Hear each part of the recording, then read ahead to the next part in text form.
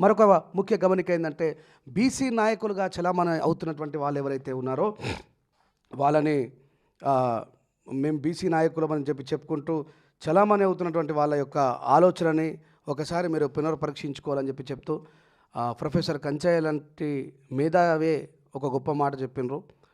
స్టేట్కి అధికారం లేదు, అది ఏది చేసినా పార్లమెంట్ ప్రకారమే చేయాలనేటువంటి విషయాన్ని మరొకసారి స్పష్టం చేస్తూ ఎవరెవరు ఏం మాట్లాడుతున్నారో, ఏ నినాదాల వెనకాల ఎవరి ప్రయోజనాలు దాగున్నాయో నా మాదిగ సమాజమా క్లుప్తంగా ఆలోచించి అడుగు ముందుకు వేయాలని తెలియజేస్తూ మళ్ళీ చెప్తున్నా, మాదిగలకి అన్యాయం జరిగితే ఈ దేశంలో అడ్డుకునేవాడే మాలోడనే విషయాన్ని గుర్తు చేస్తూ ఉన్నా. ఇది చరిత్రలో చాలా సందర్భాల్లో ప్రూవ్ అయింది, నా ద్వారా కూడా ప్రూవ్ అయింది, నా ద్వారా మళ్ళీ ప్రూవ్ కాబోతుంది.